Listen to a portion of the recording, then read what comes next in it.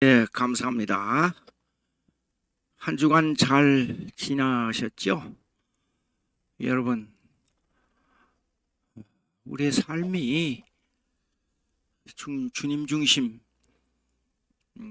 하나님 중심, 하나님 제일주의, 계시 의존주의, 성경 의존 사상, 항상 이런 그리고 성령 사역의 주권, 이런 이 관념이라기보다도 이런 그 인격적 교제를 하나님과 깊이 가진다는 문제, 여러분들이 항상 집착하면서 살기를 바랍니다. 잠시 기도하겠습니다. 하나님 감사합니다. 우리는 연약합니다. 부지 중에 하나님을 사랑한다 하면서 하나님을 저버리는 삶을 살 때가 많습니다. 성령께서 도와주시고 저의 심령을 뜨겁게 용광로처럼 변화시켜 주셔서 하나님을 사랑하게 도와주시옵소서. 이 한 시간 이 다른 사상보다도 기독교가 절대적이라는 이 기독교 험증, 이 기독교 절대적 증거에 대해서 생각해 보려고 합니다. 주님 도와주시옵시고 이해를 돕게 해 주시옵소서. 예수님의 이름으로 기도합니다. 아멘.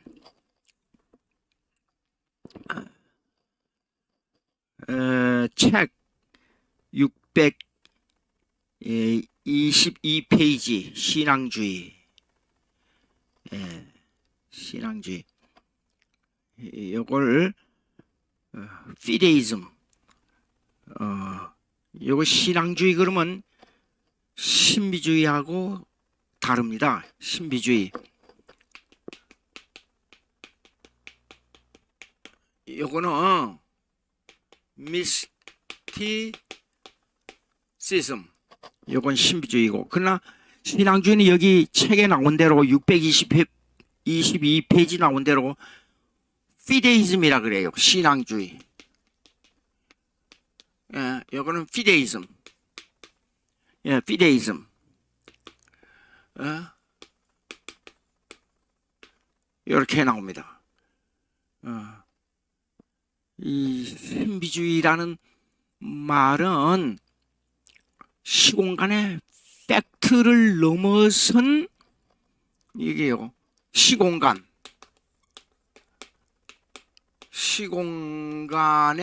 팩트. 요 어떤 사건, 예? 이 사건을 넘어선 이 감각적, 감각적 접촉을 말해요. 신비주의. 이거 신비주의는요, 예, 감각적 접촉을 말합니다. 그러나 신앙주의는 뭐냐면 권위에 대한 이 신뢰를 말합니다. 권위에 대한 신뢰. 이 신앙주의는 권위를 신뢰한다, 그런 뜻이에요. 권위는 뭐냐? 하나님, 성경을 말합니다. 하나님, 성경, 삼위일체, 하나님을 아버지로 믿는 것, 예수 그리스도를 그냥 예수 그리스도의 시공간 세계에서 역사했던 그분이 아니라 시공간 세계뿐 아니라 예수 그리스도를 2000년 전 십자가에 죽으신 예수 그리스도를 살아있는 나의 구세주로 받아들이는, 그래서 나를 죄악에서 해방했다는 그분을 그 해방자로서의 구세주로서의 신뢰를 하는 겁니다. 그것이 이제 신앙주의라고 그러죠. 그러나 신앙주의는 여러 가지가 있어요. 말씀대로 믿는 신앙주의냐? 예수 그리스도를 구세주로 믿는 신앙주의냐? 성경의 사역을 믿는 신앙주의냐? 또 그다음에 나타난 기적을 믿는 신앙주의냐? 여러 가지 방향에서 말할 수가 있어요. 그러나 신앙주의 최정점은 뭐냐 그러면 말씀에 대한 신뢰예요. 성경 말씀에 대한 신뢰. 자, 그러면 요걸 이제 이 정도로만 이제 이 얘기를 하고요. 그러니까 신앙주의에 대한 인식론은 그러면 에피스테몰로지,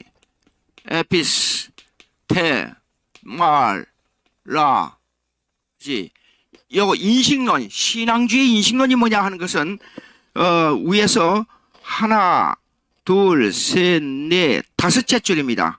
신앙주의에 대한 넷째 줄입니다. 넷째 줄. 인식론. 그러면 신앙주의에 대한 인식론이 뭐냐 그러면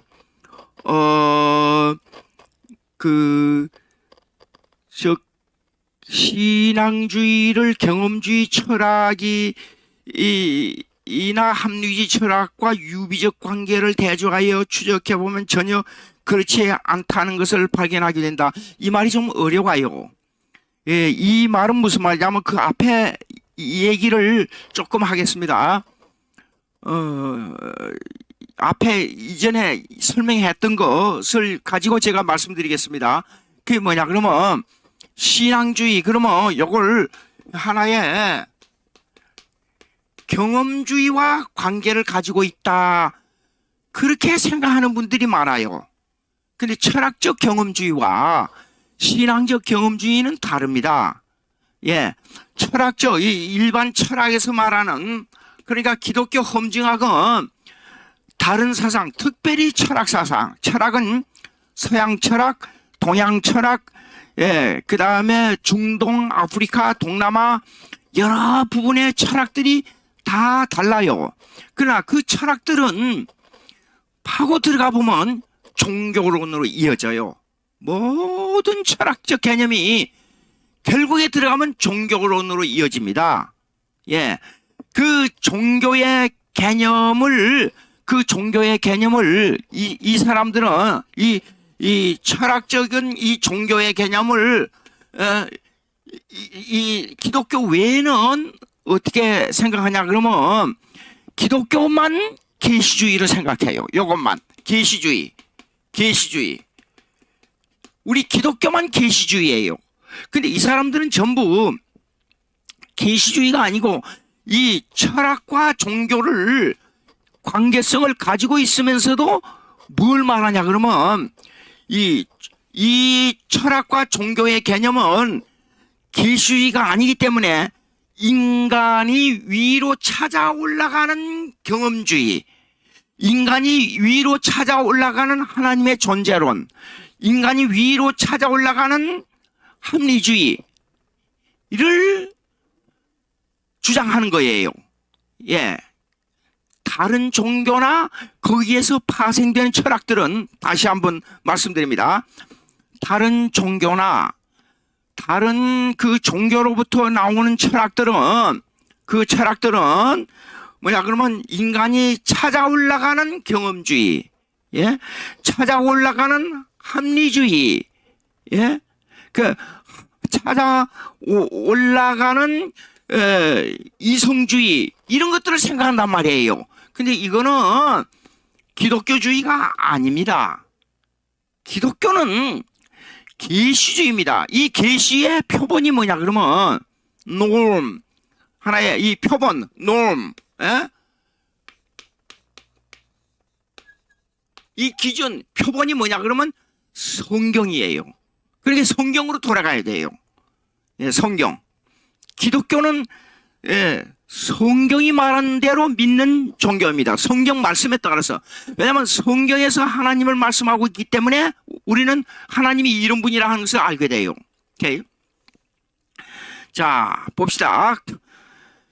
이제 그 내용은 지금 설명한 내용을 요약은 딱 이렇게 됩니다. 622페이지하고 623페이지 1번 신앙주의에 대한 가이슬러의 견해까지를 잠깐 이렇게 설명한 겁니다. 그러면 신앙주의에 대한 가이슬러의 견해를 말씀드리겠습니다. 가이슬러에 제가 지난 학기에 제가 말씀드렸지만은 가이슬러가 누구냐 하는 걸 제가 말씀드리겠어요.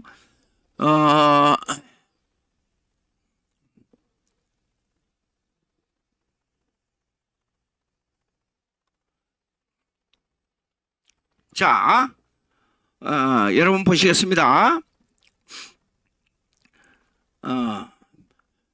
여기 중간에 잠깐 여러분요. 오늘 제가 이 얘기 듣기로 오늘 재판이 있다고 그랬는데 여기 강의를 지금 듣는 분들 하고 우리 한 1분 동안 기도하겠습니다. 오늘 정광 목사님하고 오늘 조 목사님 재판이 있다는 얘기를 들었어요. 잠깐 기도하겠습니다. 하나님 아버지, 오늘 정광 목사님과 조 목사님 재판이 있다고 합니다. 그들의 마음을, 재판관들의 마음을 움직여 주셔서 간절히 원합니다. 이 재판이 올바로 재판할 수 있도록 그 재판관들의 심령을 붙잡아 주시고 그들이 재판을 할 때 하나님을 두려워하는 마음이 될 수 있도록 성령께서 인도해 주시옵기를 간절히 바라옵고 원합나이다. 특별히 원합나니 우리 한국은 기독교 입국론에 입각한 기독교 국가가 돼야 되겠습니다. 하나님 도와주시옵시고 성령께서 함께 해주셔서 이 재판을 하나님의 말씀에 기초한 재판이 될 수 있도록 주님 인도해 주시옵소서. 예수님의 이름으로 기도합나이다. 아멘. 기도하다가 깜빡 또 잊어버렸습니다. 가이슬러 요거 설명하기 위해서 제가 변증학의 노선을 제가 말씀드리겠어요. 다시 한번 요거는 꼭 머릿속에 외워야 됩니다. 변증학의 노선. 변증학의 노선은 뭐냐 하면 Y 컬러가 있어요. 그 다음에 두 번째 그레이 컬러가 있어요. 그 다음에 세 번째 블랙 컬러가 있어요. 즉 요거는 백색이고 백색, 요거는 회색,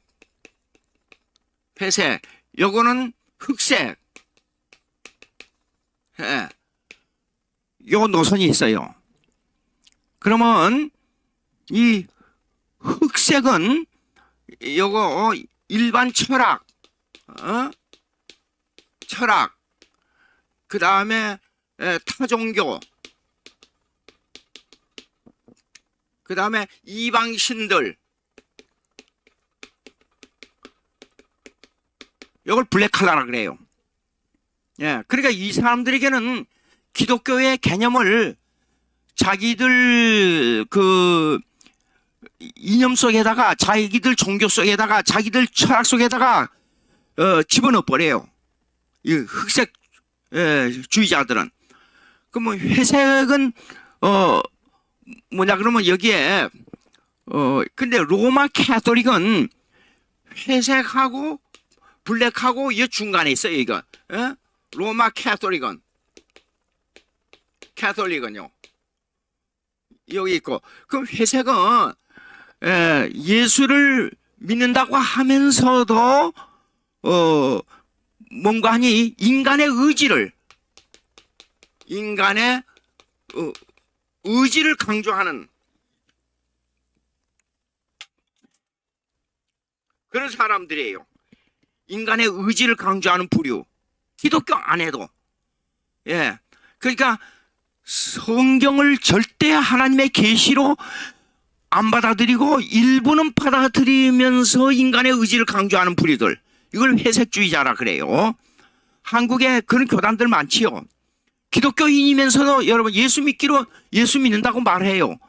말하면서도 철저하게, 쉽게 말해서 보수주의적 우측에 서서 이 기독교주의를 받아들이고 신앙화하는 것을 그 애매하게 섞어서 생각하는 사람들이에요. 그 백색은 뭐냐 그러면 이거는 오직 요거 몇 가지가 있어요. 이 쉽게 말해서 종교개혁 신조를 말하면 돼요. 종교개혁 신조. 그래서 오직 성경, 오직 믿음, 이것을 강조하면서 그 다음에 이걸 제1문서를 성경을 하고 제2문서를 역사적 신앙 고백, 역사적 신앙 고백으로 하는 요걸 신학적으로 개혁 신학이라 그래요. 예. 여기를 백색주의라 그래요. 그러니까 제가 지금 여기에서 흠증학을 얘기한다 하는 것은 회색이나 흑색의 그 범위를 완전히 떠나가지고 오직 성경, 오직 믿음을 강조한 우리의 신앙이 돼야 된다. 이것이 백색주의예요. 그러면 변증학에서도 인물로 이걸 나눌 수가 있어요. 인물로. 자,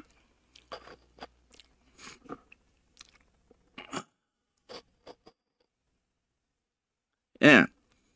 그러면 변증학에 있어서 기독교 변증학 그러면 사실상 기독교 변증학은 흑색이 없습니다. 기독교를 변호해야 되니까. 기독교 험증학 그러니까 적으로부터 들어오는 공격을 반격하는 것이 변증학이고 그 다음에 적의 사상을 쳐부수면서 우리 것만이 진리다. 기독교만이 참 종교다 하는 것을 말하는 것이 험증학이단 말이에요. 자, 그러니까 여기 처음에 여기 읽어보면 아날로기아가 나와요. 아날로기아는 것은 비교한다는 말이에요. 다른 사상하고. 근데 험증학에서는 이 비교론이 자주 나와요. 예. 그러면 자, 그레이 칼라의 변증학 노선이 있어요. 이 노선은 처음에 교부들 신학으로부터 들어간단 말이에요. 그러면 구약으로 들어가지 않고요. 구약으로. 구약으로 들어가면 구약에는 이방, 요거는 흑색이에요. 근데 이거는 변증학이 성립이 안 돼요. 예. 그러나 이 회색주의자들은 뭐냐면 여기에 회색주의자들은 유대인들이에요. 회색주의자들. 예, 하나님을 섬긴다 하면서 예수 그리스도를 내적으로 부인하는 경우가 많이 나오잖아요. 자, 그러나 이게 구약에는요 모세와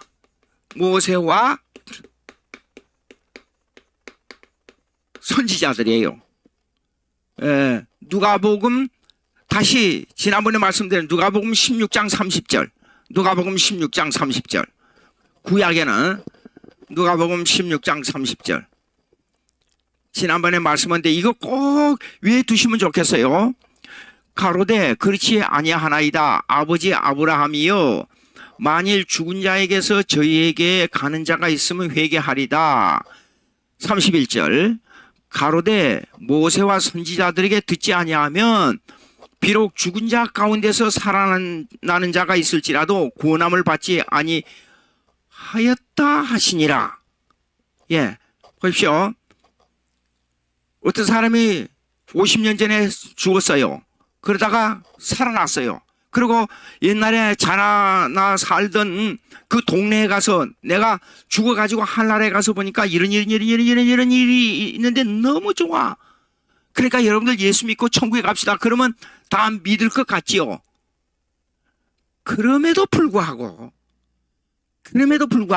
기독교 제일주의를 말하는 그 내용은 누구한테 드려야 되느냐? 죽었다가 다시 살아난 사람한테 드려야 되느냐 보다도 더 나은 것이 뭐냐면 모세와 선지자들에게 드려야 돼요. 예, 왜냐? 모세와 선지자들이 가장 하나님을 정확하게 얘기했고 오실 예수 그리스도에 대해서 정확하게 예언했기 때문에 그래요. 예. 그걸 드려야 돼요. 이것이 백색주의예요. 회색주의를 넘어서. 그러면 이제 신약에 들어가서 보자고요. 신약에 들어와서 백색주의는 뭐냐 그러면 사도들이에요. 사도들의 터 위에 세워져야 돼요. 우리의 신앙이. 에베소서 2장 20절. 에베소서 2장 20절. 에베소서 2장 20절. 예. 자 보십시다. 너희는 사도들과 선지자들의 터 위에 세우심을 입은 자라.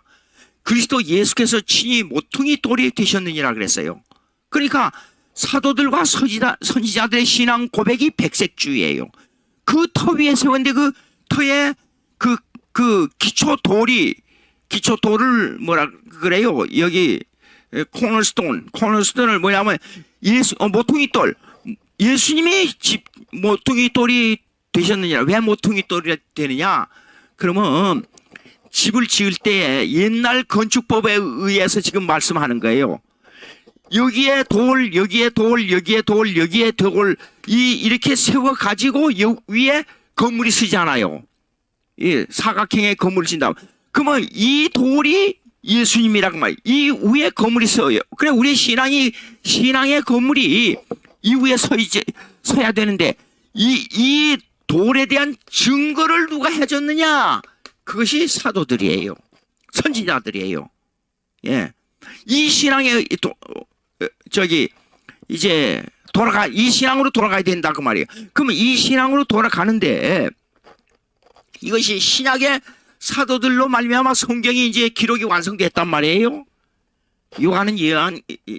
요한까지라 그랬으니까 요한으로서 그 예언이 끝나고 이제는 그 신앙에 기록된 계시에 의해서 우리 신앙이 털을 잡아야 돼요.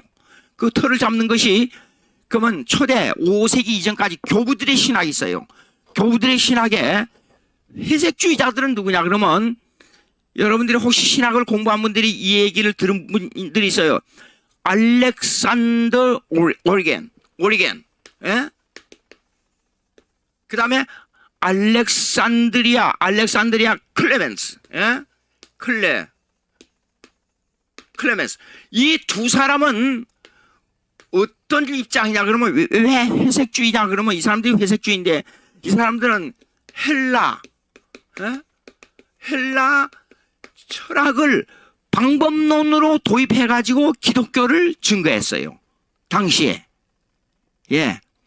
그런데 여기에 교부들 신학 중에 백색주의가 누구냐면 터툴리안이에요. 터툴리안. 예?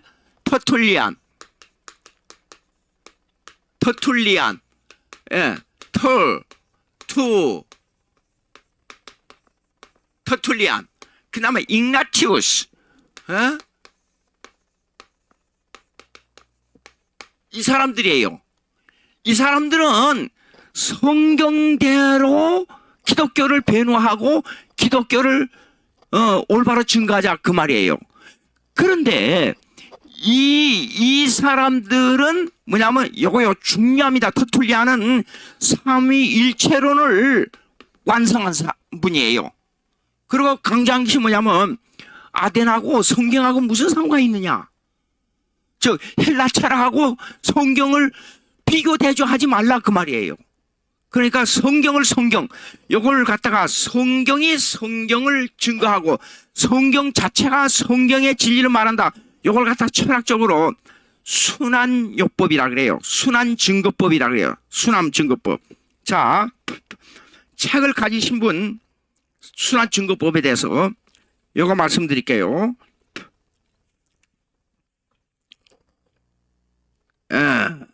몇 페이지냐 그러면 상당히 좀 넘어가서요. 순환이론 646페이지 보시기 바랍니다. 646페이지 그 밑에 나와요. 밑에 514 인용9 514 순환이론을 일명 순환논증이라고도 하는데 밝혀나가야 할 그 논증 자체를 근거로 삼는 논증을 말한다. 예로 하나님의 말씀은 진리다 라고 말할 때 순환 이론의 적용 방법은 성경에 기록된 내용은 하나님의 말씀이다. 성경이 하나님의 말씀이라는 것은 성경에 기록되어 있다. 그러므로 성경이 하나님의 말씀이라는 것은 진리이다 라고 적용하는 것이다. 즉, 그 문장 속에 들어있는 하나님의 말씀, 성경 말씀, 그리고 진리라는 내용들을 사용하여 자체 논증을 순환적으로 적용하여 진리를 증명하는 방법이다. 진리 증명의 방법론에 있어서 성경은 순환 논증법이 들어있어요. 성경 안에. 예, 다른 걸 도입하지 않아요. 헬라 철학을 도입하지 않아요. 철학의 방법론을 가지고 자꾸 이용해서 성경 말씀이 진리다. 그것보다도 성경 자체가 성경이 성경을 해석하게 하는 것이, 그것이 더 성경을 이해하는데 더 정확하고 더 빨라요. 예. 그것이, 그 주장이, 예, 교부들 신학 중에 벌써 터툴리안이나 이그나티우스가 이미 말했단 말입니다.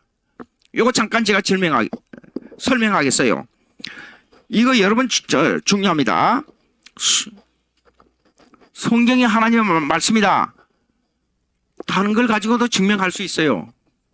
그러면 역사를 가지고 얘기하자고요. 역사. 여러분, 말로 듣는 것보다도 역사적 증거가 더 정확하지 않아요. 그럼 구약에 사울과 다윗의 사건, 다윗과 요나단의 사건, 이런 사건들 역사, 이스라엘 나라가 열왕기 상하, 역대 상하를 읽어보면 왕들의 사건, 그 다음에 연대적 사건이 전부 나오지 않아요. 이스라엘 국가가 형성된 신정정치, 하나님의 주권에 의해서 국가가 형성되는 거예요. 종교적 정치예요. 그게요. 그러면 이것이, 자, 보시겠습니다. 이런 문제가, 이 역사적 문제가 우리에게 다가올 때, 그러면 역사, 구약에 나타나는 기적의 사건, 모세가 이런 사건들을 어떻게 외부의 외적 증거에 의해서 이것이 도입이 돼서 이것이 성경의 하나님 말씀이라는 걸 증거하는 그것도 아주 중요해요. 근데 그보다도 더 중요한 것이 자체적으로 증거하고 있는 내용이 중요하다 그 말입니다. 모세가 홍해를 건널 때에 수천 년 전에 일어난 사건, 톱니바퀴나 그 수레바퀴, 이런 것들이 아직도 그 자국이 남아 있다는 것이 발견됐어요. 그러니까 그러면 그렇다고 해서 그것을 발견한 사람들을 그걸 보고 예수 그리스도를 다 믿느냐? 그건 아니에요. 왜 그러냐? 이 사건을 통해서 성령이 그 마음속에 예수 그리스도를 받아들이도록 공작하고 적용해야 예수 그리스도를 믿게 되는 거예요. 우리가 꼭 맹심해서 알아야 됩니다. 자, 그러면 왜 성경에 대한 순환 논증법이 중요하냐? 구약의 역사는 예언을 포함하고 있어요. 그리고 그 예언을 포함하고 있는 것은 역사를 포함하고 있어요. 구약의 역사와 그 예언과는 아주 밀접한 관계가 있어요. 이거는 100% 순환요법이 적용되는 거예요.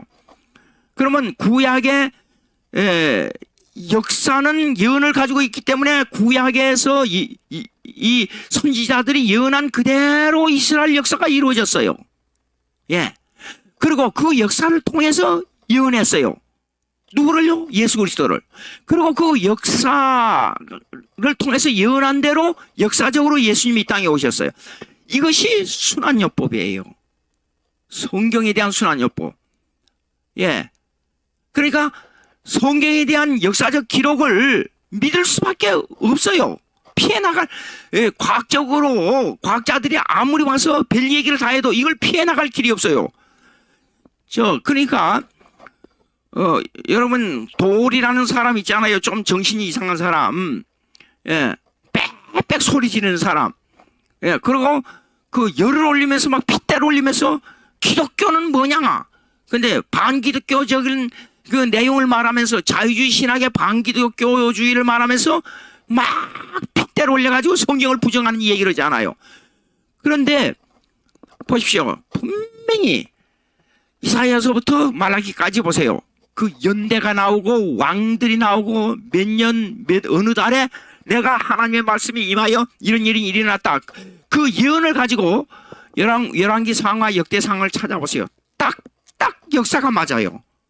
그런데 이것이 예언으로 되어 있는데도 불구하고 도레라는 사람은 이 구약의 사건이 예언하고 실제적인 역사하고 딱딱 들어맞으니까 이걸 어떻게 주장하냐 그러면 바벨론 포로 후에 그 후대들이 기록했다 이렇게 거짓말해요. 성경이 주장하고 있는 순환요법하고 반대되는 얘기를 하는 거예요. 예, 잠깐만요.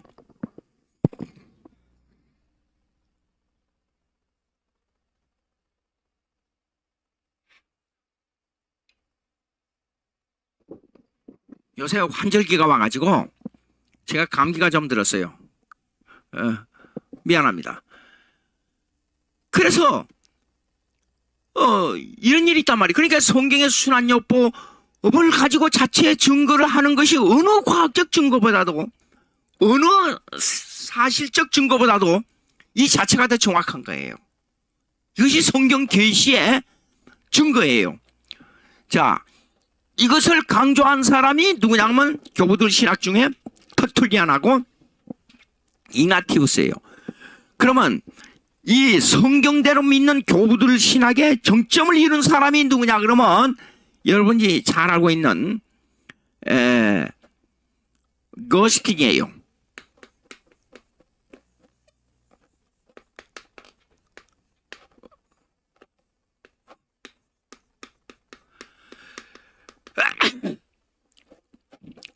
한국에 오니까 어거스틴이라 그러더라고요. 근데 내가 자꾸 버릇이 들어가지고 거스틴 그런데 이 사람이 이 교부들 신학, 이 백색주의 교부들 신학을 총 정리한 사람이에요.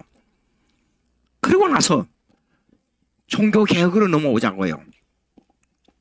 그러면 이 신학적으로 제가 성경의 계시론적으로 지금 험증하게 백색주의자들 지금 쭉 얘기하는 겁니다. 그러면 zwingli, 예?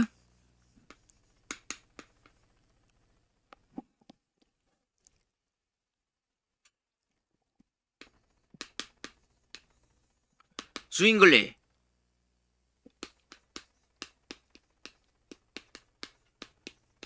원문 얘기하자면 zwingli라 그러죠. zwingli. 그 다음에 칼빈. 그 다음에 요거는 16세기 종교개혁자들로서의 백색주의 신학을 주장한 사람이고 그 다음에 17세기 넘어오게 되면 트레틴 있어요. 트레틴.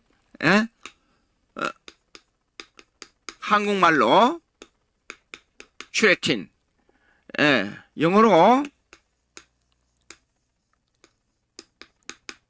트레틴이 있어요. 트레틴. 그 다음에 18세기에 넘어오게 되면 알렉산더가 있어요. 알렉산더 이름이 많아요. 예. 참고적으로 말씀드리자면 그 북아프리카에 공기 좋고 살기 좋은 것이 있어요. 기후도 좋고 거기에 그 아프리카 보게 되면 뼈쪽 나온 아프리카가 그냥 대강 그리자면 이런 형으로 돼 있지 않아요.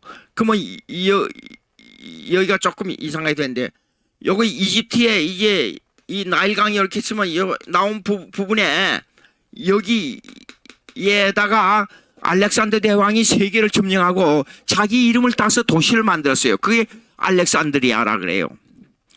예. 그런데 여기에 그 이름을 따서 사람 이름은 알렉산더. 그래서 여기에 18세기에는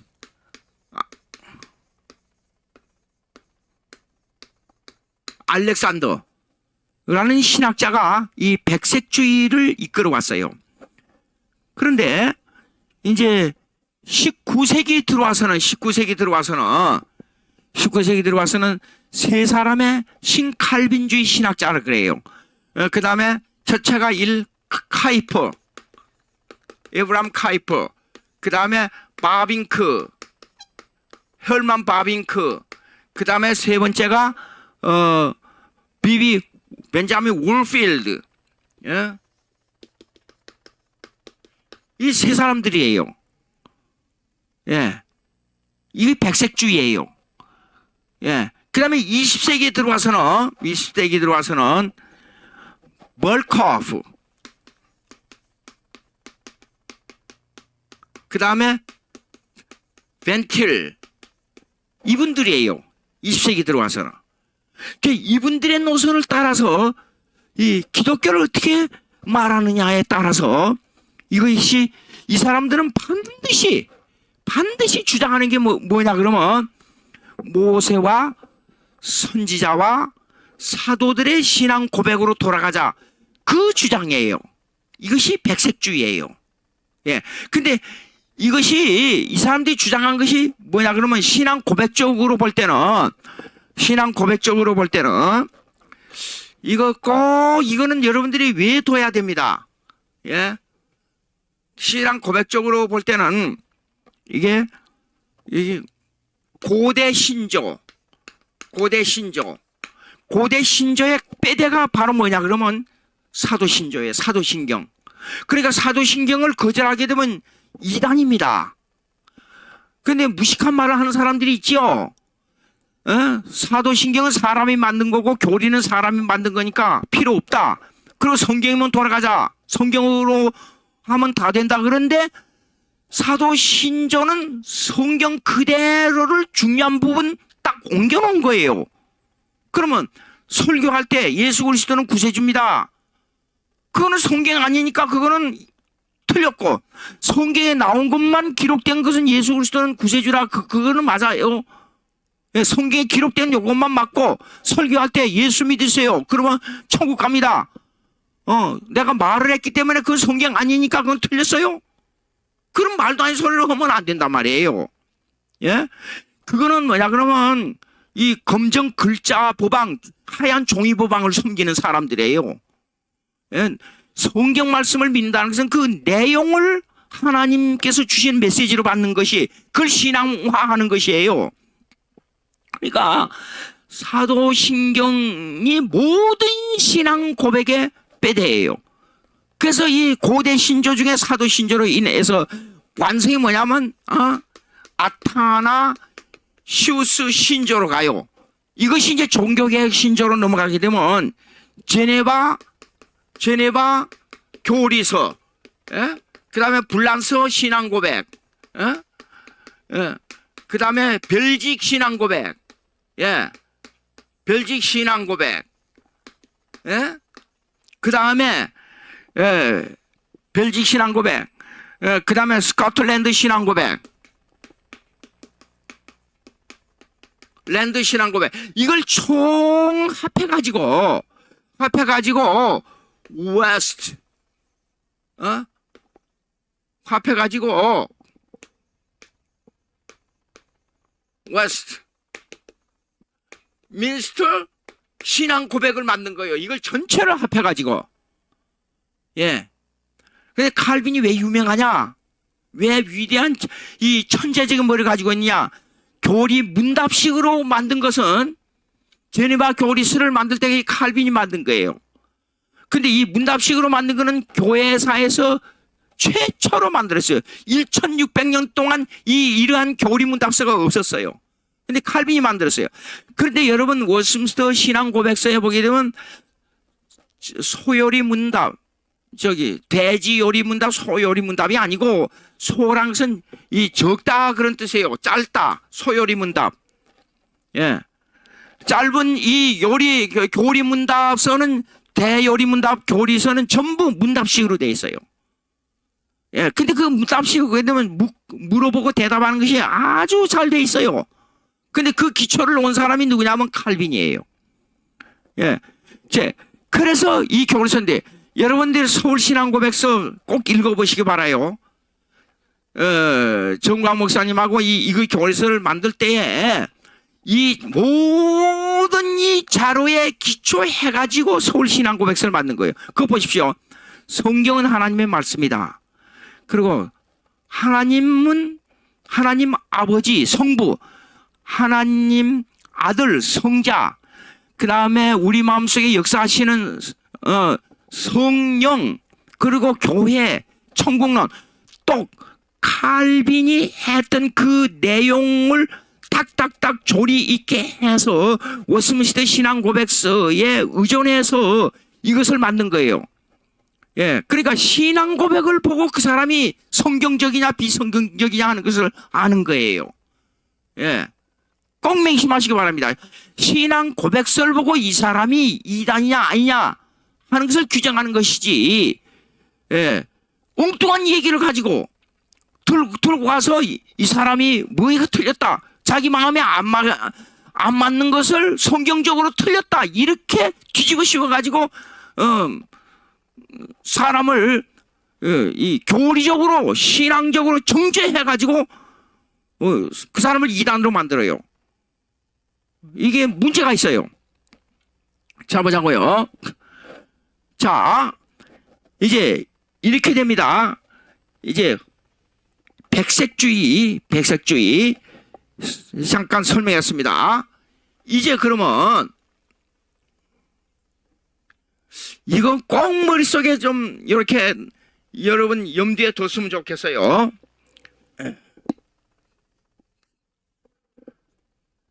자, 어디로 돌아가냐 그러면 이제 그러면 624페이지 보세요. 하나, 둘, 셋째 주 보십시다. 분명히 제가 이 터툴리안 때문에 이렇게 장장 설명을 했어요. 624페이지 셋째 줄 위에서 셋째 줄, 분명히 터툴리안은 헬라주의적 합리주의와 기독교 교리의 혼합을 거절하는 입장에서 말한 것이었다. 제가 이것 때문에 이렇게 길게 설명한 거예요. 그가 성경 교리를 확립한 교소들은 교회사에 남을 만한 것들이 많다. 특히 그의 삼일체로는 고대 신조와 일치를 이루고 있기 때문에 교회사에서 정통주의 신앙고백을 정립하는 데 많은 공헌을 한 인물로 지칭되고 있다.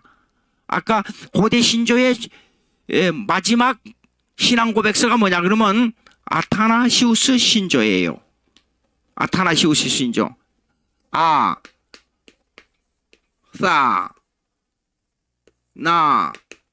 시우스 신조예요. 여기는 44개 조항으로 되어 있어요. 예? 삼일체론과 예수님의 인격론을 아주 정확하게 설명하고 있어요. 자, 그의 삼일체론은, 특히 그의 삼일체론은 고대 신조와 일치를 이루고 있기 때문에 교회사 정통주의 신앙고백을 정립하는데 많은 공헌을 한 인물로 지칭되고 있다. 꼭 기억하시기 바랍니다. 터툴리안은 분명코 헬라주의와 접촉점을 배제하고 신앙 고백주의를 강조하고 있는 것이 틀림없는데, 이 말을 구체적으로 분석해 보면 터툴리안은 아리스토텔레스의 철학의 아리스토텔레스가 철학의 범주에서 배제한 신비적 헬라주의와 무관한 신앙 고백주의를 강조하고 있다는 점이다. 이 말은 무슨 말이냐? 간접적으로 아까 말씀드린 대로 알렉산드리아 오리겐과 알렉산드리아 클레멘스가 주장한 헬라주의를 배격하고 있다, 그 말이에요. 예. 자, 그 다음에 이제 보시겠습니다. 이 신앙주의에 대한 파스칼, 여러분 파스칼 보세요. 1623년부터 1662년이니까 이 사람이요 짧은 생애를 살았어요. 40채 되기 전에 세상 떠났어요. 근데 머리가 천재였어요, 이 파스칼이요. 예, 그러면 라이프니츠, 파스칼, 데카르트, 스피노자, 이 사람들은 하나님을 굉장히 많이 말을 했어요. 그런데 신학에 들어가서 보면 계시주의가 아니에요. 성경주의가 아니에요. 자, 보시겠습니다. 파스칼은 처음 데카르트의 합리주의에 취해 있었다. 그러나 점점 이신론으로 빠져들었다. 나아가 인간 이성을 신뢰하여 하나님의 계시를 부정하는 방향으로 기울어졌다. 요거 배경을 설명하기 위해서 제가 이걸 꼭 말씀드리겠습니다. 하나님의 인식론이 있어요. 하나님을 아는 길, 하나님을 아는 방법, 하나님을 아는 인식의 척도, 이런 것들요. 쉽게 말해서 하나님을 어떻게 아느냐 하는 거예요. 요거는 이렇습니다. 하나님을 어떻게 아느냐? 감성이나 또한 경험을 통해서 하나님을 아는 길이 있어요. 예, 이 사람들이 바로 그 중에 한 사람이 뭐냐면 파스칼이에요. 요거요. 파스칼. 그 다음에 조금 있으면 나옵니다. 발트는 이제 설명해야 하는데 발트는 굉장히 설명이 어려워요. 예, 이따 오후에 나옵니다. 예, 칼 발트. 예, 이런 사람들이에요. 파스칼, 발트. 그 다음에 슬라이어마허, 슬라이에르마허, 이런 사람들이에요. 그러나 아마 두 번째로 이성을 통해서 아는 사람, 하나님을 아는 길이 있어요. 이성. 그러면 이 사람들은 칸트예요. 칸트. 예? 그 다음에 아퀴나스, 타마스 아퀴나스. 예? 이런 사람들이에요. 이성을 통해서. 근데 이 두 가지는요, 감성이나 경험도 인간의 주체에서 일어난 일이잖아요. 그렇죠? 계시를 통해서 오는 게 아니에요. 이성도 논리적으로 하나님을 증거해야 되니까 이것도 인간의 주체에서 일어난 일이잖아요. 그러니까 이것도 인간의 주체예요. 그러니까 인간의 주관주의는 이성이나 이 감성적인 경험이나 이성은 반대되는 개념이에요. 그럼에도 불구하고 인간의 주관이라는 개념은 똑같아요. 그러니까 틀린 거예요. 그럼 세 번째 우리는 계시주의예요. 계시주의는 뭐냐면 어떤 계시주의냐? 성경 계시주의예요. 예? 성경 계시예요. 성경을 통해서 하나님을 인식하는 거예요. 자, 보십시오. 그러면 이걸 읽어보자고요. 이것이 어떤 배경을 가지고 있는가를 여러분들이 인식할 수 있어요. 파스칼은 처음 데카르트의 합리주의에 취해 있다. 그러면 데카르트는 뭐예요? 이성주의예요. 예. 그러나 점점 리신론으로 빠져들었다. 리신론이 뭐야? 그러면 18세기에 그걸 갖다가 라이먼트, 계몽주의라 그래. 계몽주의. 그러면 리신론은 뭐냐면 신을 합리적으로 생각하는 거예요. 합리적으로. 근데 합리적으로 생각하는 건데 뭐냐면 모든 자연을 어떻게 보냐 그러면 하나님께서 다스리고 섭리하신다는 것을 빼버려요. 그리고 모든 자연의 법칙이 그 자연적인 합리적 원리에 의해서 진행되고 있다 그래요. 만유인력은 창조하고 난 만유인력은 자연 법칙에 따라서 운행되고 있는 것이 만유인력 자체는 하나님이 주권에 의해서 다스려지는 것이 아니라 그렇게 말하고 있습니다. 이것이 리신론이라 그래요. 합리주의니까. 자, 그 다음에 나아가 인간 이성을 신뢰하여 하나님의 계시를 부정하는 경향으로 기울어졌다. 당연하지요. 이런 주장에 빠져 있거나 이런 주장에 빠져 있으면 하나님의 계시주의 성경 계시를 무시한단 말입니다. 자, 그러다가 또 다시 이성에 대한 신뢰를 저버리게 되었다. 그러니까 철학은 이래요. 항상 철학은 왔다 갔다 그래요. 왜 그러냐면 확신이 없고 객관적 계시에 의해서 이 신뢰가 생겨야 되는데 그게 아니고 자기 주관으로 뭘 생각하니까 합리적으로 생각했다가 감성적으로 생각했다가 변해버리는 겁니다. 자, 이성은 기하학적이며 수학적 생각이라고 말했다. 예. 요거에 속한 것은 쉽게 말해서 1 더하기 1은 2다. 요것만 딱 이 규정하고 여기에 모든 것을 대입시키는 거예요. 이성으로. 그러나 하나님의 입장에서는 1 더하기 1은 100이 될 수 있고 10이 될 수 있고 1.5가 될 수 있어요. 여러분 이렇습니다. 모든 역사는 변수가 있어요. 분명히 로스앤젤레스, 제가 미국에 살 때 로스앤젤레스 북쪽에서 살았어요. 로스앤젤레스에서 한 1시간 정도 차를 고속도로로 올라가는. 근데 하필이면 우리 집에서 가까운 데가 뭡니까? 지진의 중심점이었어요. 새벽에 자고 있는데 침대가 들썩 해갖고 뛰었다가 떨어졌다 그러더라고요. 그러니까 지진이 이렇게 좌우로 이렇게 흔들리는 게 아니라 지진이 그러니까 이렇게 이렇게 파도를 치면서 흔들리는 그런 지진이었어요. 근데 분명히 도를 수학적 계산으로 해가지고 미분적분까지 전부 해서 도로의 힘의 원리에 의해서 도로를 만들고 다리를 만들었어요. 집도 그렇게 만들고 강도가 7.0 이상을 견딜 수 있도록 다 수학적 원리에서 만들었어요. 지진을 대비하기 위해서. 그런데 집이 무너져가지고 불이 나고, 보십시오. 도로가 고속도로를 달리는 이 고속도로 위를 달리는 그 무거운 다리가 무너져 버리고 사람이 많이 죽었어요. 과학적 원리에 의해서 이성적으로 합리적으로 모든 것을 맞게 만들어서 안전하다고 했는데 왜 그렇게 됐어요? 예? 과학적 원리에 의해서. 여러분 과학을 믿어요? 과학의 완전성을 믿는 사람은 아주 어리석은 사람이에요.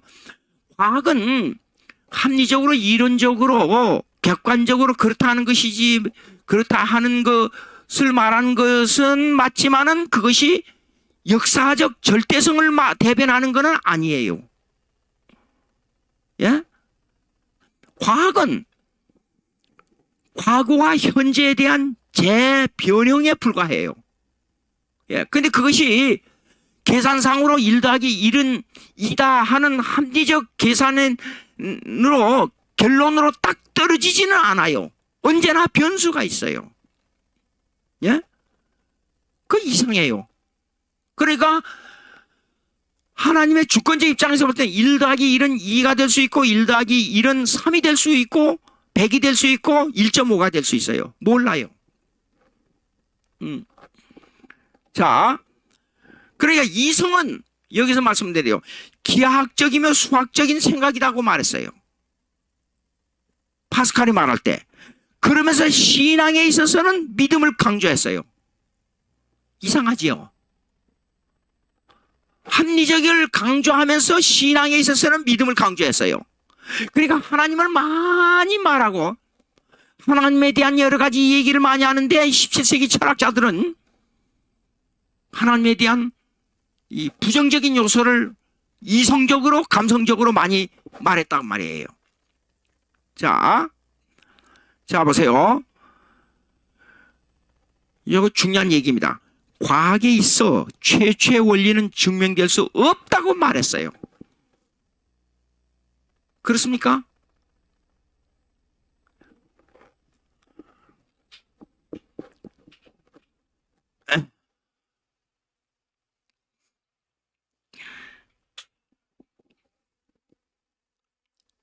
자, 만물,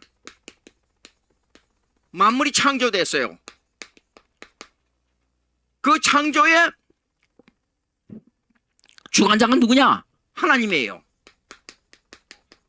그러면 이 만물의 원리를 증거할 수 없다. 이것이 파스칼 입장이에요.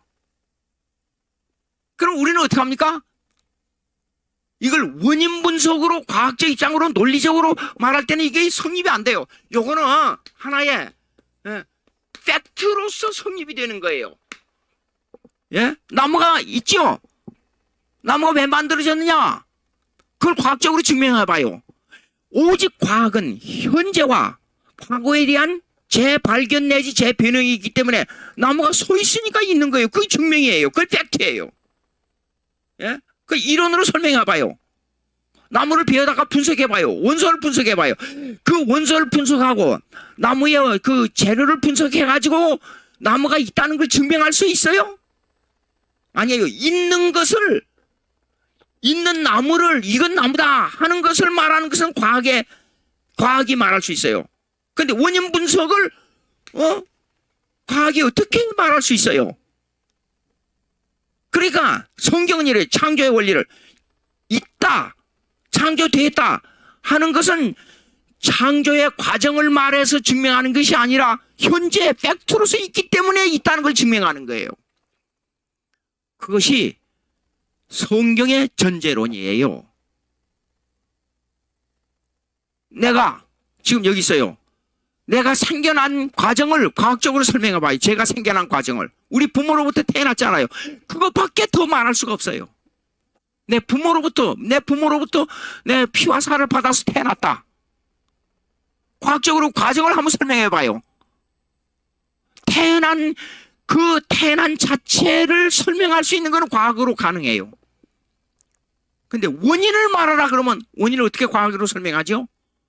내가 태어났기 때문에 태어난 건데. 예? 우주가 움직이고 있어요. 예? 달이 돌고 있어요. 지구가 해를 돌고 있어요. 예? 그 원인을 왜 해가 만들어졌는가? 원인을 분석해서 과학적으로 설명해 봐요. 왜 지구가 만들어졌는가? 그거는 팩트, 사건으로서 존재하기 때문에 사건으로밖에 설명이 안 되는 거예요. 자, 이것을 부정하고 나온 사람이 누구냐? 파스칼이에요. 이게 철학이 얼마만큼 무식한지를 몰라요. 그렇지 않아요? 예. 19세기 이전까지는 중세 1천년 동안 세계를 지배했던 중세 수도원 대학에서 발행하였던 철학의 영향을 받고 있었어요. 근데 종교개혁자들이 왜 위대하냐 그러면 1천년 동안 세계를 지배했던 로마 카톨리시즘, 로마 교조주의 철학을 깨는 작업을 한 거예요. 종교개혁은 여러분 기독교를 새롭게 하자는 데에서 끝나지 않고 종교개혁은 이래요.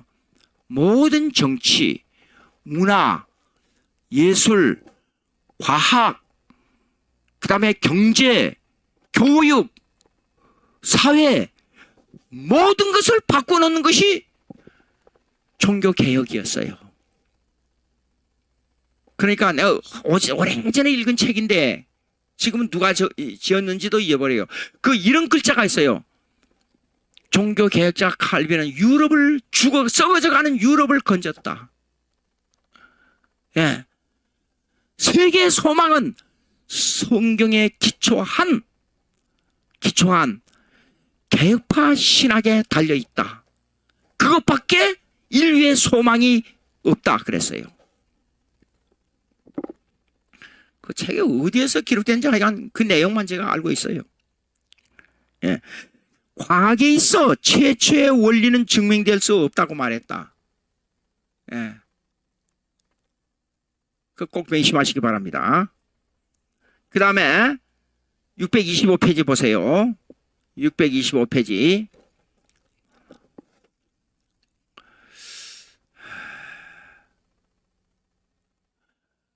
이거 좀 설명이 어려운데 제일 위에 첫째 문장 보십시오. 최초의 원리에 대한 인식조차도 직관적이며 우리의 이성은 이러한 직관들을 신뢰해야 하며 모든 논증은 그 최초의 원리에 근거해야 한다라고 주장했다. 이거 좀 어려운데 여기 보세요. 직관이라는 게 나오지. intuition. 직관은 우리의 외부로부터 오는 이 이해의 방법이에요.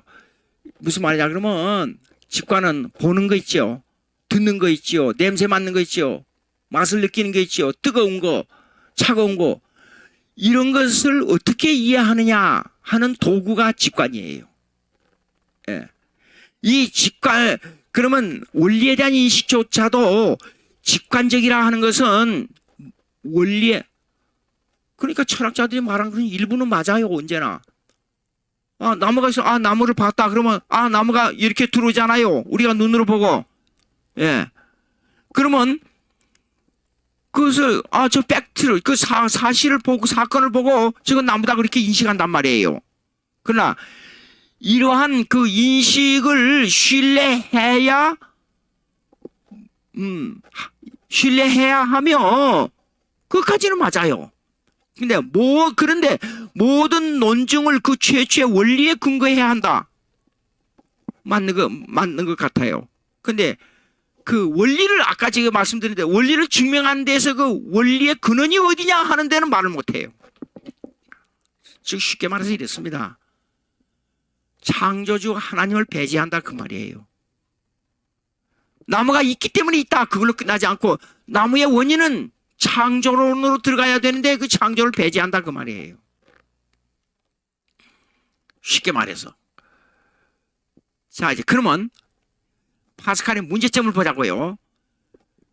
넷째 줄 보세요. 다른 패러그래프. 여기서 문제가 된 파스칼의 인식론을 분석 비평해 보자. 제가 이제 이걸 분석 비평해 본 겁니다. 그 문제점은 과학에 있어 최초의 원리는 논증될 수가 없다는 데 대한 관점이다. 최초 원리는 말할 수 없다. 과학에 의해서. 즉 창조주 하나님을 안 믿는다 그 말이에요. 이러한 생각은 이성과 신앙이 대립되는 것을 상정하고 있기 때문에 일어나는 현상이다. 무슨 말이에요? 우리는 이성과 믿음 있잖아요. 요거는 공동분포를 가지고 있어요. 이해해야 믿을 수 있고 믿는 것은 이해를 도와요. 자, 논리적으로 이해를 하면 이것이 믿음을 일으키는 도움이 돼요. 믿음을 일으키는 도움이 돼요. 그러나 이 믿음은 또 하나님을 이해하는데 도구가 돼요. 예? 서로 이렇게. 예. 근데 이것을 해결을 못 하고 있어요. 근데 벌써 6세기에 500년 이후에 6세기 마지막 교부인 어거스틴은 이거 이렇게 서로 교차적으로 하나님을 이해하는데 믿음과 이성이 서로 돕는다 이렇게 말했어요. 그런데 1천년이 지나고 나서도 이 내용을 철학자들이 혼돈하고 있단 말이에요. 파스칼이. 예.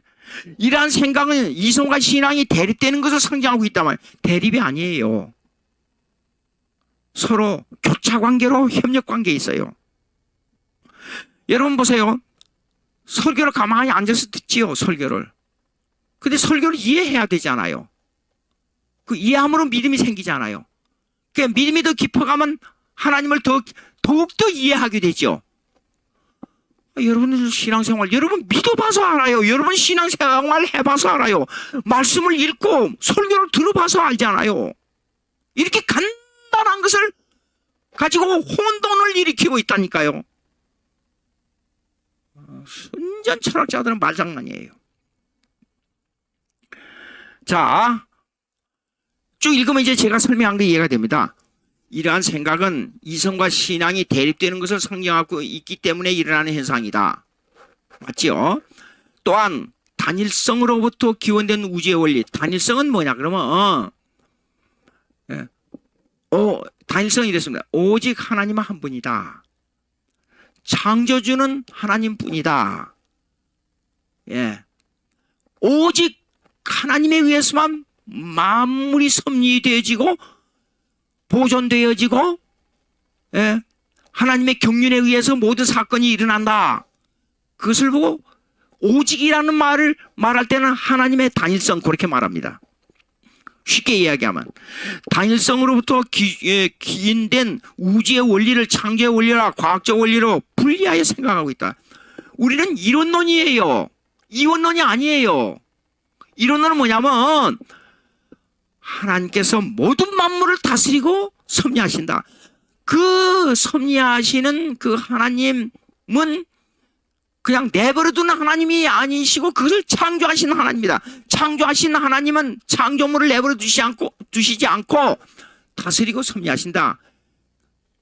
그 한 하나님에 의해서 창조되고 다스려지고 섭리하신다. 이론론이에요. 그걸 두고 하는 말입니다. 그러나 오늘날 과학의 영역에서는 창조의 원리를 제1의 원리로 생각하지 않으면 인식론을 해결할 수 없다. 무슨 말이에요?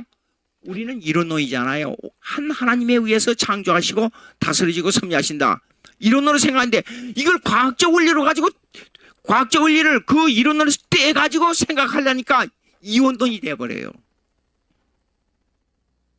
그러니까 창조주를 생각하지 않고 과학적 원리를 가지고 우주를 생각하면 어떻게 되겠어요? 안 되잖아요.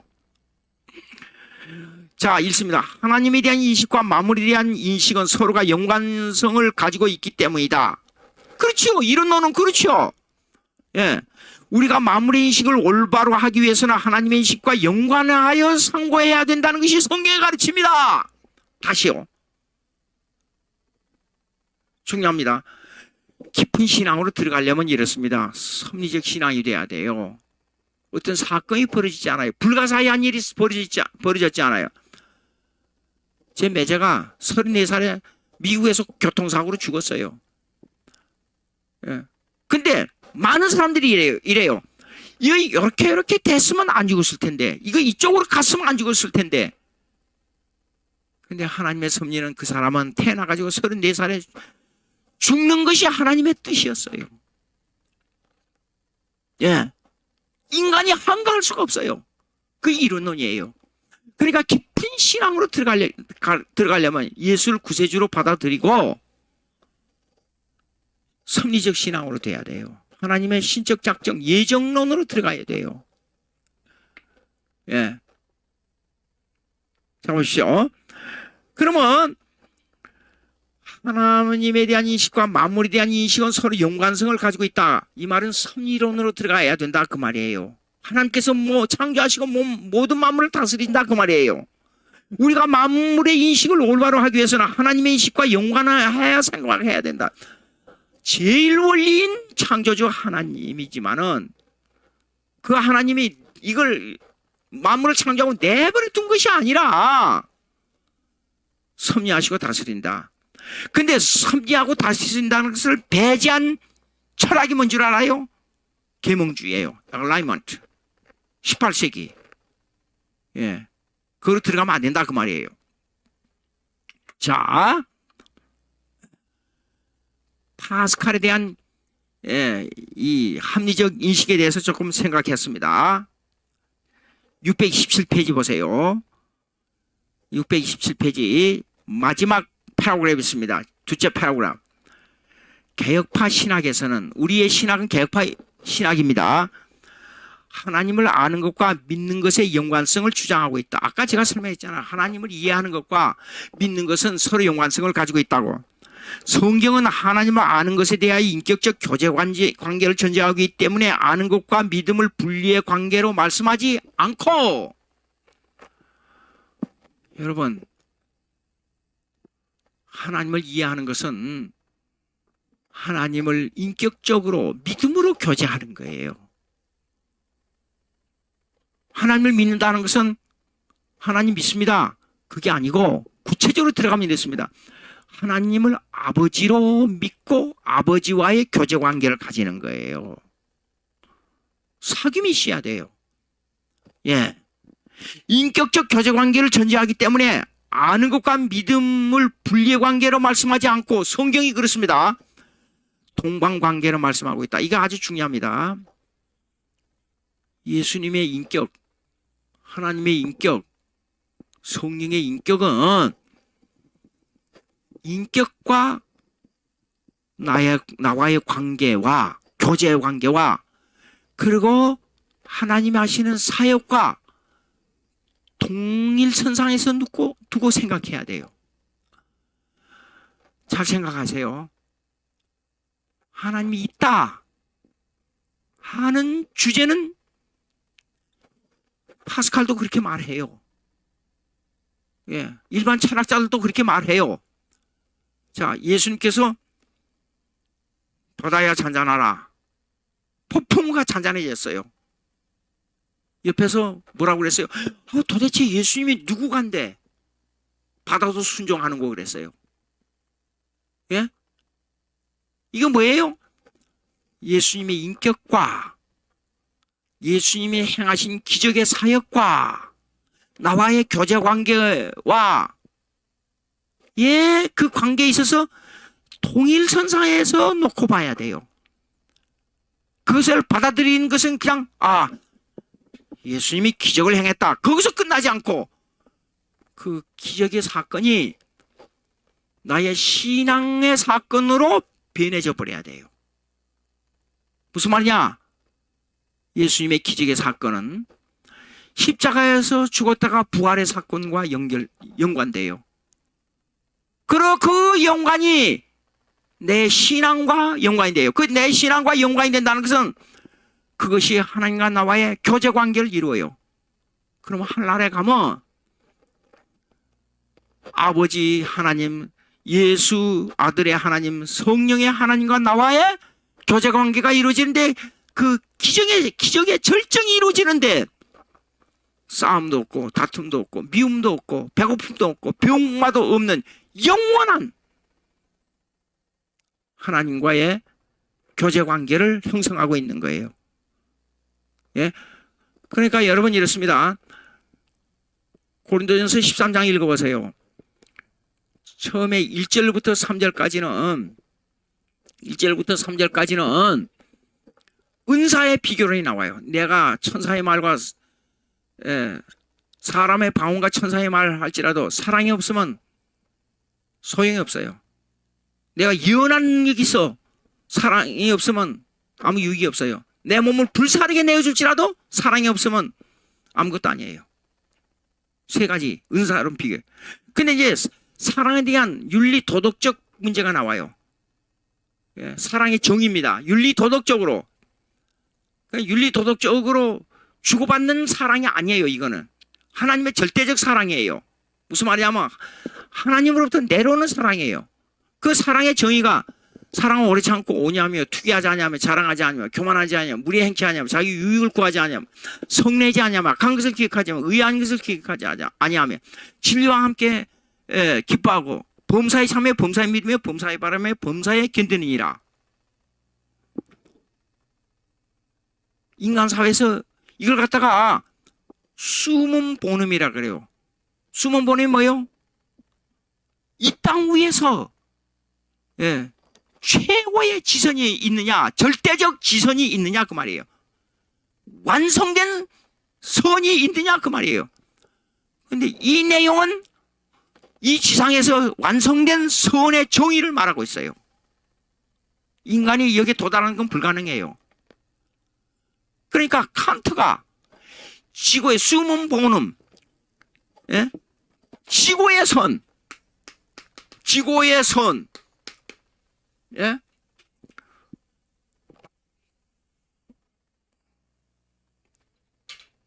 예? 숨은 하나가 빠졌어요.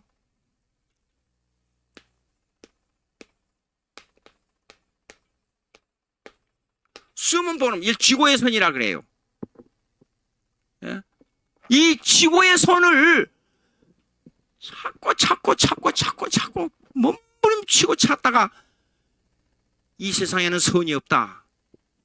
그걸 갖다가 칸트의 critical of practical reason이라 그래요. 실천 이성 비판이라 그래요. 예, 없다. 근데 기독교에는 이게 존재해요. 예수님께서 십자가에 죽으시고 일생 동안 율법에 100% 율법에 순종하시고 그 죄 없는 율법 완성자가 십자가에 죽으시고 부활하시고 이 세상에 로마서에 나오죠. 이 세상에 선인을 위해서 죽는 자가 쉽지 않고 의인을 위해 죽는 자가 혹 있을 수 있지만은 하물며 죄인을 위해서 죽는 자가 누구냐?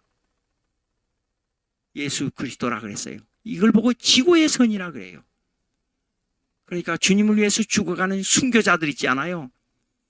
순교자들은 순간적으로나마 지고의 선을 실행하는 자들이에요. 기독교를 모르면 선의 개념을 몰라요. 사랑의 개념. 근데 고린도전서 13장 뒤에 내려가 보면 이런 게 있어요. 내가 어렸을 때는 어린아이와 같고 생각하는 것이 어린아이와 같고 말하는 것이 어린아이와 같다가 장성한 사람이 되어서는 어린아이의 일을 버렸노라. 이거는 질적인 성장을 말해요. 사랑의 성장을 말해요. 그 장성한 사람이 뭐예요? 사랑이 넓어지고 깊어지는 상태를 말해요. 자기만 원하는 사랑, 어린애 같은 사랑, 자기를 위해 주는 사랑을 버리고 성숙한 사랑은 하나님을 위해서 영광을 돌리는 사랑을 행한다 그 말이에요. 어린아이를 버린 거예요. 예? 또 비교론이 나오잖아요. 야, 보는 것이 어린아이 같고 생각하는 것이 어린아이 같다 그랬잖아요. 근데 마지막에 가서는 뭐예요? 믿음, 소망, 사랑 이 세 가지는 항상 있을 것인데 그 중에 제일은 사랑이라고 그랬어요. 왜 제일은 사랑이에요? 보세요. 은사의 비교를 봐도 사랑이 우위에 있어요. 그렇지 않아요? 그 다음에 이 질적인 성장을 봐서도 사랑이 제일 위에 있어요. 그런데 시간적으로 보자고요. 한나라에 가면 사랑만 남아요. 소망이 완성되어 버렸잖아요. 그때는 예수를 믿는 믿음은 뭐냐면 The means of grace, 은혜를 받아들이는 방편이에요. 끝났어요. 믿음도 소망도 완성되어 버렸어요. 근데 하나님과 교제는 사랑만 남아요. 사랑은 보십시오. 은사론으로 볼 때 사랑이 우선이에요. 그 다음에 성장에 관한 이 질적인 요소로 볼 때 사랑이 우선이에요. 그 다음에 시간적으로 볼 때 한나라에 가면 완성되니까 시간적으로 볼 때 사랑이 우선이에요. 기가 막힌 내용이에요. 그렇죠? 근데 이 교제는 뭐냐 그러면 사랑을 나누는 거예요. 하늘나라에 가면 하나님의 사랑을 몸소 완전하게 받아가지고 사용해요. 모자람도 없고 남음도 없는 사랑을 가지고 교제를 해요. 하나님과. 그게 하늘나라예요. 병도 없고 미움도 없고 도둑질도 없고 배고픔도 없고 병마도 없고. 생각해봐요. 그러니까 제가 미국에서 목회할 때 제가 우리 어머니 때문에 꿈에라도 그리는 우리 어머니 때문에 노인들을 좋아했어요. 장례를 많이 치렀어요. 그래서 힘이 없어. 제가 발을 만져보면 알아요. 그 다리를 만져보면 알아요. 차가워요. 얼마 정도 차가워졌느냐에 따라서 이 생명이 어느 정도 가겠다는 것이 대강 예측이 돼요. 여러분 노인들이 무릎이 시리다 그러지요. 그거는 차츰 생명이 죽어가는 상태를 말하는 거예요. 젊었을 때는 발에서 땀이 나가지고 고무신 신고 다니면 쭉쭉 미끄러져요. 땀 때문에. 나이가 들면 발이 말라요. 왜 그러냐면 혈액순환이 약해지니까. 그래서 가서 노인들을 이렇게 만져봐요. 발을 만져보면 얼음장같이 차가워요. 아하, 그 세상 떠나겠구나. 그러면 자주 신방을 가요. 그러면 여러 번을 제가 경험했는데 세상 떠나기 전에 어떤 사람은 48시간 이전에, 어떤 사람은 24시간 이전에, 어떤 사람은 5시간 이전에 꼭 사람이 있을 때, 주위에 가족들이나 사람이 있을 때 눈이 밝아지면서 무슨 말을 하려고 그래요. 힘이 없어져요. 말할 수 있는 기운도 없어져요. 근데 남는 것은 이 듣는 청각은 남아요. 마지막까지. 그러니까 딸들이나 자식들이 와서 어머니 왜 그래요? 왜 눈이 밝아요? 왜 그래요? 손을 들 수 있는 힘도 없으니까 이제는 손가락만 가지고 저를 가리키면서 무슨 말하는데 들리질 않아요. 제가 딱 알고요. 저는 딱 알아요. 천사가 왔어요? 눈을 끔벅끔벅끔벅 고개 이래요. 하얀 옷을 입고 왔어요? 이래요. 그리고 얼굴이 밝아져요. 어떤 분은 이렇게 해달라 그래요. 저기 올라가야 된다고. 우리는 아무것도 안 보여요. 기가 막힌 얘기예요. 우리 아버지도 그렇게 세상 떠났어요. 그 자녀들과 그 형제간들과 그 주위에 있는 사람들이 얼마나 큰 위로를 받는지 몰라요. 제가 한두 번 경험한 게 아니에요. 예. 하늘나라에 가면 사랑의 교제가 영원히 남아요. 여러분, 예수 믿으면 하늘나라에 갑니다. 예수 믿으면 이 세상에 수고와 고통을 다 버리고 하늘나라에 갑니다. 사랑의 교제가 남아요. 이 철학자들이 하나님을 말하고 골치 아프게 말하면서 이것을 모른단 말이에요. 예? 자 보시오. 다시 본질로 돌아가서 얘기합니다. 예수님께서 십자가에 죽으시고 부활하시고 승천하신 사건은 그분이 행하신 기적의 사건과 하나님이란 인격과 우리가 믿는 그 믿음의 교제, 사랑의 교제와 동질선상에서 놓고 봐야 된다는 것을 꼭 반드시 명심하시기 바랍니다. 예. 그것이 천국으로 들어가는 사랑의 원천이라는 것을 꼭 명심하시기 바랍니다. 다음 시간에 여기 보십시오. 읽겠습니다.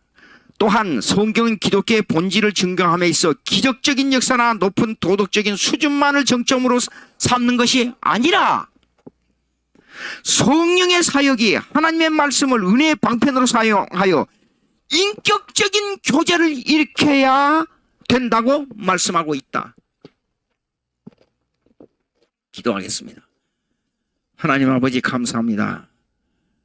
미련하고 아둔하고 무식하기 짝이 없는 저희들을 하나님 예수 그리스도를 알게 해주신 은혜를 감사합니다. 영적 교제를 깊이 나누고 하나님의 말씀과 함께 교제 속에서 이 세상을 살아갈 수 있도록 저희들을 붙들어 주시고 역사하게 해주세요. 우리 주 예수님의 이름으로 기도합니다. 아멘.